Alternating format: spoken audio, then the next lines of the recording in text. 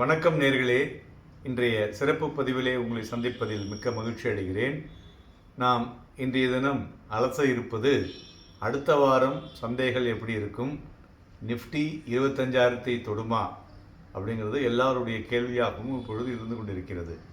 பரபரப்பாக இருக்கிறது என்றே சொல்லலாம். அது போன வாரம் பார்த்தோம்னா ஒரு வாலட்டைல் வாரமாக இருந்தாலும் சந்தைகள் ஒரு புதிய உச்சத்தை தொட்டது குறிப்பிடத்தக்கது. கிட்டத்தட்ட 22,525 வரையிலையும் போச்சு இல்லையா. ஸோ அது ஒரு ஒரு பெட்டர் மூவ் அப்படின்னு சொல்லலாம். இதுமாரி மெயினாக போன வாரத்தில் media, IT and health care இந்த துறைகள்லாம் ஒரு ப்ராஃபிட் புக்கிங் இருந்தது. மறுபுறம் பேங்க், மெட்டல் அண்ட் எனர்ஜி ஒரு பெட்டர் மூமெண்ட்டு, நல்ல ஒரு பையிங் ஆப்பர்ச்சுனிட்டி, விறுவிறுப்பாக இருந்தது சொல்லலாம். மெயினாக இந்த இன்வெஸ்டார்களுடைய இன்வெஸ்ட்மெண்ட் சென்டிமெண்ட்டில் போன வாரத்தில் ஒரு பிரேக் அடித்ததற்கு முக்கிய சில காரணங்கள் நம்ம போன வாரத்திலே சொல்லியிருக்கோம். அதை ஓவராலாக தொகுத்து சொல்லுவோம். இப்போ மெயினாக பார்த்திங்கன்னா மிட் கேப் அண்ட் ஸ்மால் கேப்பில் பார்த்தோம்னாக்கா அந்த ஸ்பேஸில் ஒரு ப்ராஃபிட் புக்கிங் இருந்தது. ஏன்னா எக்ஸசிவ் வேல்யூவேஷன் அப்படின்னு மைண்ட் எல்லாரும் வைத்தது ஒரு முக்கிய காரணம்னு சொல்லலாம். அதேமாரி ரெகுலேட்டரி கன்சர்ன்ஸ் லைக் ஆர்பிஐனுடைய என்பிஎஃப்சி பாலிசிஸ், மேலும் சிட்டி கேஸ் டிஸ்ட்ரிபியூஷன் பாலிசிஸ், இவையெல்லாம் ஒட்டுமொத்தமாக மார்க்கெட்டில் ஒரு சென்டிமெண்ட்டில் ஒரு டென்ட் விழுந்தது அந்தந்த துறைகளில் இருந்ததுன்னு சொல்லலாம். மேலும் மார்க்கெட்டை பொறுத்தவரை இந்த ஸ்மால் கேப், மிட் கேப்பில் இது மாதிரியான ஒரு அழுத்தம் வரும்பொழுது இன்வெஸ்டர்ஸ் என்ன பண்ணாங்க, ப்ளஸ் ட்ரேடர்ஸ் ஸ்மால் மிட் கேப்லேருந்து லார்ஜ் கேப்பில் அவங்களுடைய எக்ஸ்போஷரை அதிகரித்து கொண்டார்கள். அதுவும் நம்ம பார்க்கணும். ஸோ அதுதான் இந்த ரொட்டேஷன் எப்போதும் இருந்துகிட்டே இருக்கும். நம்ம அதற்கு தகுந்தாற்போல் நம்மளுடைய ஆக்டிவிட்டியை இன்ட்ராடே பண்ணுறவங்க தெரிஞ்சு பண்ண வேண்டும். அதுபோல் போன வாரத்தில் எஃப்ஐஏ அண்ட் டொமஸ்டிக் இன்ஸ்டிடியூஷன் ரெண்டு பேருமே பார்த்திங்கனாக்கா ஆளாளுக்கு 10,000 கோடி ரூபாய்க்கு மேலே வாங்கியிருக்கிறது குறிப்பிடத்தக்கது. எஃப்ஐஏ ஒரு 2-3 துறைகளில் ரொம்ப கான்ஷியஸாக இருக்காங்க. எதெல்லான்னு பார்த்தீங்கன்னாக்கா, ஒன்று டெலிகாம், ரெண்டாவது பார்த்தீங்கன்னாக்கா கன்ஸ்ட்ரக்ஷன், மூணாவது ஃபினான்ஷியல் சர்வீசஸ். இந்த மூணுத்துலேயும் அவங்க கான்ஷியஸாக அவங்களுடைய முதலீடுகளை வாங்குவதிலே ரொம்ப கான்ஷியஸாக இருக்காங்கன்னு சொல்லலாம். மேலும் போன வாரத்தில் இந்த டாடா குரூப் ஸ்டாக்ஸ்லாம் அந்த டாடா சென்ஸ் ஐபிஓ வரப்போகிறது அப்படின்னோடனே எல்லாமே விறுவிறுன்னு ஏறினது. ஸோ அதனால் அதெல்லாம் ஒரு மொமெண்டம் இன்புட்டுங்கிறதுனாலையும் ப்ளஸ் டாடா மோட்டார்ஸ் ஒரு டீமர்ஜர் இன்புட்னாலையும் இருந்ததுன்னு சொல்லலாம். ஸோ அதனால் இனிமேல் ஃபர்தராக அதில் பண்ணும் பொழுது தீர ஆராய்ந்து முதலீடு செய்வது நல்லது. ஓகே, வரும் வாரம் எப்படி இருக்கும் அப்படின்னு பார்க்கும் பொழுது இந்த வாரத்தில் ரொம்ப எல்லாருமே இன்வெஸ்டர்ஸ் ரொம்ப கீனாக வாட்ச் பண்ணுறது என்னன்னு பார்த்தீங்கன்னாக்கா, இந்தியாவில் வரக்கூடிய மேக்ரோ எக்கனாமிக் டேட்டாஸ் என்னெல்லாம் சார் இருக்குது அப்படின்னாக்கா, CPI related, consumer price inflation related inflation, இது ப்ளஸ் ஐஐபி டேட்டா, இது ஜனவரி 12 இருக்குது, மார்ச் 12 இருக்குது. அதுபோல் மார்ச் 14 பார்த்தோன்னாக்கா WPI wholesale price inflation data இருக்குது. ஸோ இது இந்தியாவில் குறிப்பிடத்தக்கது.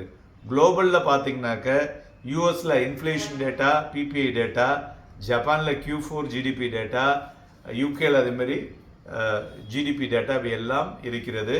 ஸோ ஒட்டுமொத்தமாக வரும் வாரம் பார்த்தோம்னாக்க ஜாம் பேக்டு இன்புட்ஸ், அதாவது எக்கனாமிக் டேட்டாஸ்லாம் இருக்குது. இதை தவிர நாம் ரொம்ப சுவாரஸ்யமாக எதிர்பார்த்து கொண்டு இருக்கக்கூடிய எலெக்ஷன் டேட்ஸ் 13ஆம் தேதி அன்னைக்கு அனௌன்ஸ் பண்ண போகிறாங்க. ஸோ அதிலிருந்து 2 நாட்குள்ளே பார்த்தீங்கன்னாக்க எல்லா டிவி சேனல்லையும் அவங்களுடைய வியூஸை கொடுப்பாங்க. இந்த கட்சி இவ்வளோ வரும், இந்த கட்சி இவ்வளோ வரும்னு சொல்லிட்டு அதற்கு தகுந்தாற்போல் மார்க்கெட்டினுடைய ஏற்ற இறக்கங்கள் இருக்கக்கூடும். அதனால் ஒட்டுமொத்தமாக ஒரு வாலட்டைல் மூமெண்ட் அதிகமாக இருக்கக்கூடிய வாரமாக இருக்கும். அதனால் நண்பர்களே, அதனால் ரொம்ப உஷாராக நீங்கள் வரும் வாரம் ட்ரேட் பண்ண வேண்டும். அதுபோல் புதுசாக 7 ஐபிஓ வர இருக்கிறது. 5 ஐபிஓ லிஸ்டிங்கில் இருக்குன்னு சொல்லலாம். எஃப்ஐஐ புல்லிஷ் அப்படின்னு பார்த்தோம்னாக்கா அவங்களுடைய அவுட்லுக்கில் health care, consumption services, then IT, auto and power, இதெல்லாம் இந்த துறையெல்லாம் அவங்க புல்லிஷாக இருக்காங்க. எஃப்ஐஐ இன்வெஸ்ட்மெண்ட்ஸ் இந்த வாரமும் அதிகரிக்குமா அப்படின்னு எல்லாருடைய கேள்வியும் இருக்கிறது. இந்த வாரமும் அதிகரிக்கக்கூடும். ஏன் என்று பார்த்தோமேயானால், யூஎஸில் அவர் பைடன் என்ன சொல்லியிருக்காருனாக்க, அந்த ஃபெடரல் ரிசர்வில் இன்ட்ரெஸ்ட் ரேட் கட்டை வந்து இமீடியட்டாக ஆரம்பிப்பாங்க அப்படின்னு சொல்லியிருக்காங்க. ஏன்னா இப்போ எலெக்ஷன் அங்கேயே நெருங்கி கொண்டு இருக்கிறதுனால இன்ட்ரெஸ்ட் ரேட்டை குறைச்சாதான் யூஎஸில் ஹவுசிங் இன்ட்ரெஸ்ட் ரேட் குறையும். அப்போ தான் வந்து அவருக்கு வந்து அந்த டேர்ன் மாறத்துக்கு உண்டான வாய்ப்புகள் அதிகமாக இருக்கும். அப்படிங்கிறதுனால ஃபெட் ரிசர்வுக்கு வந்து யூஎஸ் பைடன் பிரசிடென்ட் வந்து ஒரு பெரிய அழுத்தத்தை கொடுத்துள்ளார்.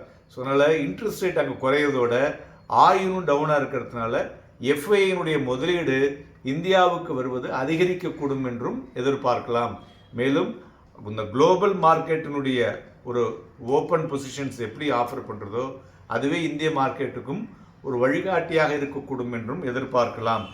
இப்போ டெக்னிக்கலாக மார்க்கெட் எப்படி இருக்குது அப்படின்னு பார்ப்போம். நிஃப்டியை பொறுத்தவரை இது வந்து ஒரு அசெண்டிங் ட்ரையாங்கிள் பேட்டர்ன்னு சொல்லுவோம். அந்த பேட்டர்னில் போய் கம்ப்ளீட்டாக செட் ஆகி உட்காந்துருக்கு. ஸோ இதனுடைய அடுத்த டார்கெட் பார்த்தீங்கன்னாக்க 22,800. இதில் வந்து 22,500ங்கிறது வந்து ஒரு மார்க்கெட்டுக்கு வந்து ஒரு சைக்கலாஜிக்கல் பேரியர். இதை கிராஸ் பண்ணிடுதுன்னா சர்வசாதாரணமாக இந்த 22,800 தட் பண்ணுறதுக்கு ரொம்ப ஈஸியாக இருக்கும். அதே சமயம் ஸ்ட்ராங் சப்போர்ட் அப்படின்னு பார்த்தோம்னாக்க 22,350 மற்றும் ஃபேன்சி நம்பரான 22,222 2222. ஸோ இந்த லெவல் வந்து ஒரு ஸ்ட்ராங் சப்போர்ட்டாக இருக்கக்கூடும் என்று எதிர்பார்க்கலாம். நண்பர்களே, ரொட்டேஷன் ஆஃப் செக்டார்ஸ் வந்து இருந்து கொண்டு தான் இருக்கக்கூடும். ஸோ அதோட ஸ்டாக் ஸ்பெசிஃபிக் மூவ்மெண்ட் இருக்கும். ஸோ அதனால் இதை வந்து கரெக்டாக பார்த்து பண்ணிங்கனாக்க உங்களால் வந்து இந்த வாரமும் உங்களுக்கு வந்து ஒரு ப்ராஃபிட்டபிள் வாரமாக அமையக்கூடிய வாய்ப்புகள் மிகவும் பிரகாசமாக இருக்கக்கூடும். நண்பர்களே, இன்னும் ஒரு 10% தான் இருக்குது, ஜஸ்ட் 10%. நம்ம நிஃப்டி வந்து சில்வர் ஜூப்ளி 25K டச் பண்ணுவதற்கு இது வருமா, எப்போ வரும் என்பதை பற்றி நம்மளுடைய சிறப்பு பதிவிலே இதை பற்றி நாம் போட இருக்கிறோம். அதை வரக்கூடிய வாரத்தில் தினமும் கூர்ந்து கவனியுங்கள். Happy trading and happy investments.